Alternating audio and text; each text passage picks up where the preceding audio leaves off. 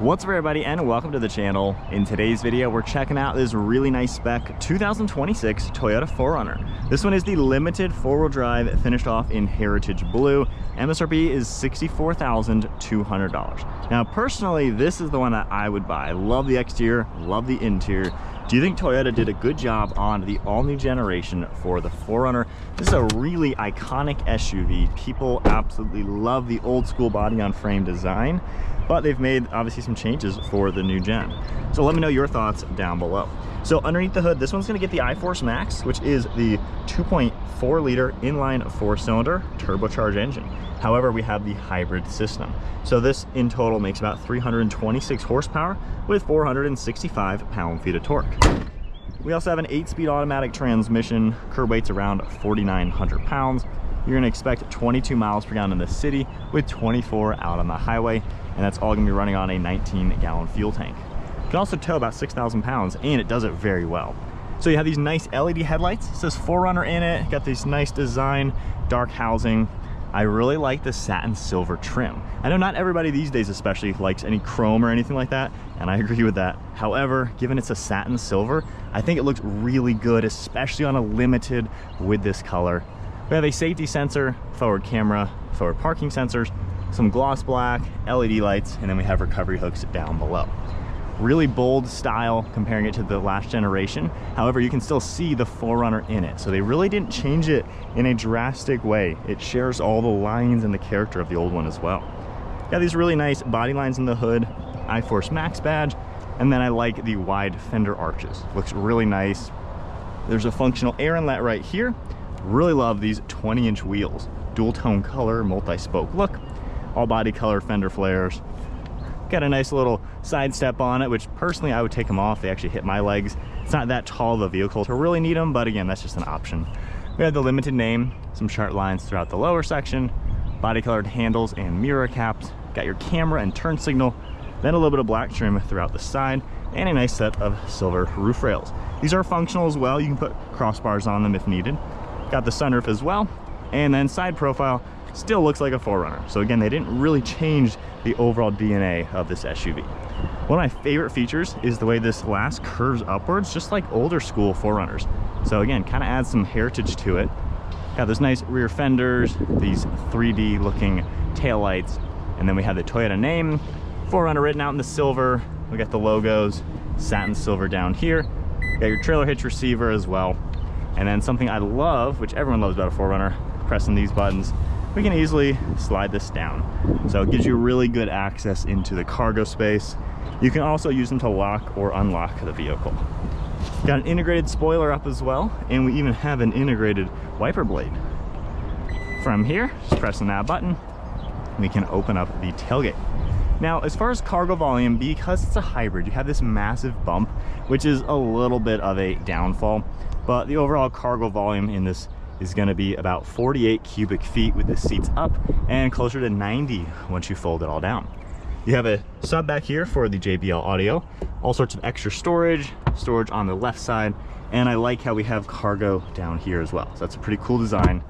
Got a plug over here, and then we have our button up here as well. We have some lights and speakers in the tailgate. Now, taking a look at the interior, I love the leather interior that this one's gonna get. You can fold these down, but they can also tumble forward to give you maybe a little bit extra cargo space. You have hidden space underneath this floor section as well, so that's a nice little area, but not too bad for how it's gonna work. Recline angle is also pretty impressive. Pretty nice to see that. You're gonna have a armrest and cup holders, air vents and plugs, and then storage. Now, for the door panel, I like how the Limited has the soft touch material, so it's a lot more premium. Got the two-tone color as well, storage, speakers, and then a grab handle. Now, hopping in at 5'11", I do have the seat slid forward, that way I could clear these headrests. Legroom, when the seat's at my height, is just about at my knees, and then my feet are kind of smushed under the seat. So it's all right. It's not the greatest back seat in the world, but it's still practical enough for kids and adults even. So it's good enough back here. Just, you know, it's a body on frame SUV, so it's not exactly 100% geared to be the most family friendly vehicle, but again, still useful for sure. For the front now, you're gonna see more of the soft touch and stitching, We have all the contrasting colors, grab handled storage, JBL of course, memory seating, and then we have power controls for all the front seats as well as the lumbar support. Got the smooth material as well as the nice perforated leather. So really, really good looking seating. Definitely cannot complain with the two-tone color. Nice looking leather wrapped steering wheel with some dimpled sides on it. And then let's fire it up. So you're gonna have comfort access, so the seats and steering wheel will get out of the way. We have audio over on the left side, cruise control on the right, stock on the right for windshield wipers, stock on the left for headlights and turn signals. Now for the gauge cluster, a nice digital layout, all your basic information on it. If you hold down the OK icon, you're able to configure what you're gonna see in all three of these sections of the screen. So you're gonna have a lot of vitals, audio, nav, traction control, even some different gauges for the boost as well as the electronic design. So I really like it. I think it's simple, kind of gives you everything you're gonna need. Now we have controls on the left for automatic high beams, power liftgate, fuel cap, and then we can even adjust how you'd like your headlights to be angled. So if you do lift the truck, you're able to adjust that. You have this glossy texture trim, one of your air vents, you got speakers in the pillars, removable JBL speaker. It's a Bluetooth one as well.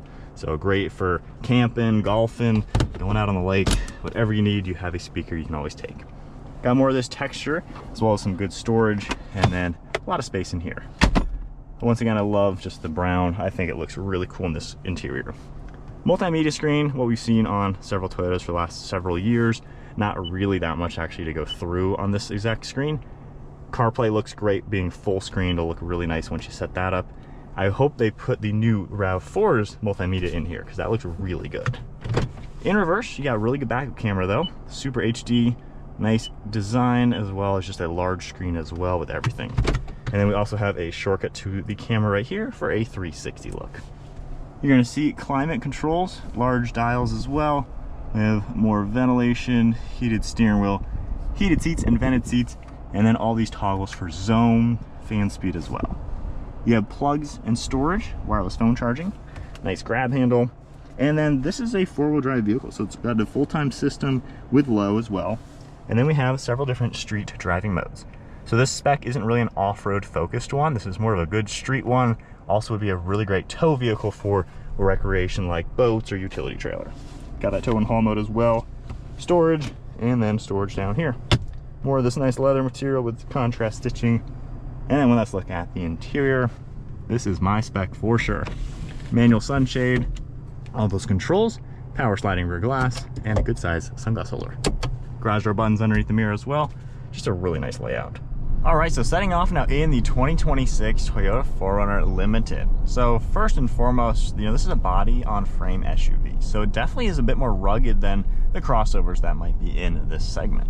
So overall driving, it's definitely a comfortable seating position. Pretty easy to see around. Visibility is all actually really good, no complaints. It's not a giant SUV, but of course it still has a decent size to it. The cameras work fantastic. So it's pretty easy to maneuver.